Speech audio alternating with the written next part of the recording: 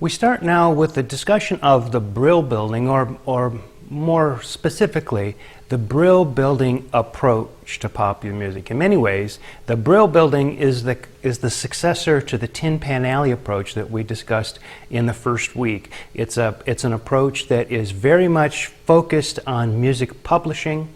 It's an approach to popular music that really is driven by songwriters and the interests of songwriters in publishing and this kind of thing. And in fact, the Brill building as a physical place is the place where most of the Tin Pan Alley songwriters still had their offices. The people that we're going to talk about that were involved with teen pop were actually a couple of blocks down the street. We always call it Brill building, but most of these people didn't actually have offices in the Brill building. The Brill building is at 1619 Broadway, but you've got to go up to 51st Street to 1650 Broadway to get to the actual offices where some of these folks were. But more about that in just a minute.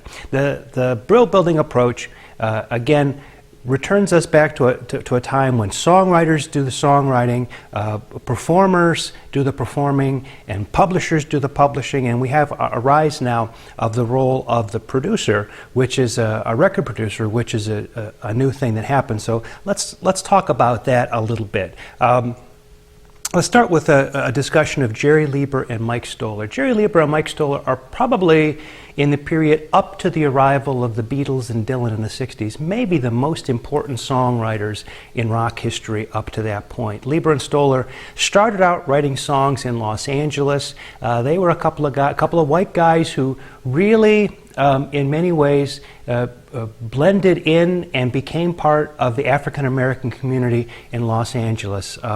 They hung out in the African American community. The way they tell the story, they had black girlfriends. Their friends were black. They hung out in those clubs, always treated respectfully. And as Jerry Leiber likes to say, we thought we were black. We were wrong, but that's what we thought at the time. And so they very much embraced rhythm and blues practices, but became songwriters in that practice, starting up a label for a short period of time, Spark Records, and recording and writing songs with a lot of LA bands. The Robins was one group that they worked with. Big Mama Thornton was another one that they worked with. Big Mama Thornton, for example, is the one for whom they wrote the song "You Ain't Nothing But a Hound Dog," which was later covered by Elvis Presley. Big Mama Thornton, that was in 1953. Interestingly, the version that Elvis did wasn't taken from the recording that Leiber and Stoller did of Big Mama Thornton, but rather a version Elvis heard a Las Vegas singer doing when he was traveling through Las Vegas. He heard a guy doing a version of the song where the lyrics had been changed. Jerry Leiber says he never wrote the line, "You ain't never caught a rabbit and you ain't no friend of mine." That wasn't in the original Big Mama Thornton version. But nevertheless, when these guys had that hit with the Big Mama Thornton hit being picked up by Elvis Presley, all of a sudden they had a hit record and they were very hot properties in the music business. And so they had a certain amount of power and a certain amount of ability to be able to call the shots a little bit more. They started working with a group called the Coasters, which was a version of the Robins that moved from the West Coast to the East Coast, right? So they came from the West Coast. They were called the Coasters. Not all the guys from the Robins wanted to leave LA, so some of them came with Leiber and Stoller to New York. They started to work with Atlantic Records. They had an independent deal where they could work with Atlantic Records, but they could work with other labels if they wanted to. And from the way they tell the story, they started not just writing songs, but writing records, in the sense that when they wrote the song, they thought about how they wanted the record to be recorded, how they wanted the instruments to go. Now, that's not normal. Hadn't been normal even up to that point. Usually a songwriter would write a song and it would be somebody else's job, an arranger's job or the musician's job, to figure out how the songs would actually sound. But they were thinking in their head as they were doing it how they would produce these songs. And the group that they got the most ambitious with was a group called the Coasters. And with the Coasters, they started borrowing songs from, borrowing ideas from Broadway, where the Coasters would actually kind of act out these little story songs that they called playlets. And so Jerry Leiber and Mike Stoller, just as songwriters now for a minute, not so much worrying about producer, we'll come back to that, but as songwriters, they're some of the most important songwriters, two of the most important songwriters coming out of the 1950s into this 60s era. And so they're in New York, they're around the Brill building, and the rest of the songwriters we're going to talk about in the Brill building are really clustered around a company called Al Don Publishing. Al Don Publishing is at 1650 Broadway. The other office I was telling you about, that's a couple of blocks down from the actual Brill building, was a publishing company put together by Al Nevins and Don Kirshner. And the way they did it is very much sort of in the old school mode. They had a whole bunch of songwriters who wrote songs for them every day. I mean, these songwriters were in little cubby holes with a piano, and they would go in there. You could hear music through the wall, and they would be sort of working on their song. And at the end of the day, they would bring their song out, and all the songwriting teams would compete with one another for who would get the record and who would get a record with which different group that they were shopping these songs to.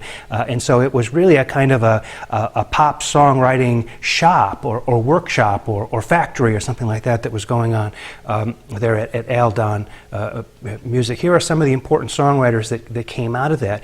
Jerry Goffin and Carole King. We'll come back to Carole King again in the 1970s, one of the most important singer-songwriters. In fact, she's had a fantastic career stretching out over a couple of decades. But their first big hit, Will You Love Me Tomorrow by the Shirelles, went to number one in 1960. They had a song called The Locomotion that was number one in 1961 by Little Eva, who I think, as the story goes, was actually their babysitter at the time. And they found out that she could sing, and so she sang this song, The Locomotion, and had a number one hit with it. Another interesting one is Chains, a song that was done in 1962 by the Cookies that was subsequently covered by the Beatles. We'll talk about the Beatles next week, but it's amazing how much of the girl group tradition the Beatles absorbed. We don't really think of them as being very much associated with girl groups. In fact, they owe a great depth of influence to girl groups. So that's Jerry Goffin and Carole King. Jeff Barry and Ellie Greenwich were another Aldon songwriting team. Two of their big hits, Be My Baby for the Ronettes in 1963, To Do Ron Ron for the Crystals in the same year, 1963. Cynthia Weil and Barry Mann, one of their big hits again for the Crystals, Uptown. Neil Sedaka and Howie Greenfield.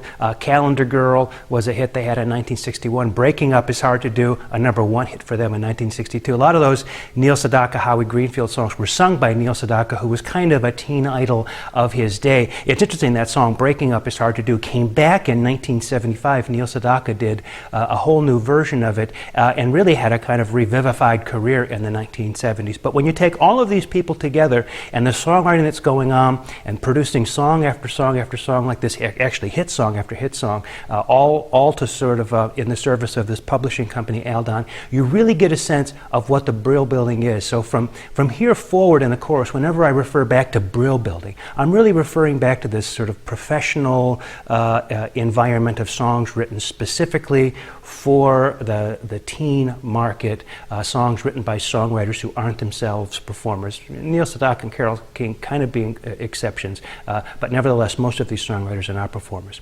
So now, let's take a look at the teen idols from this era.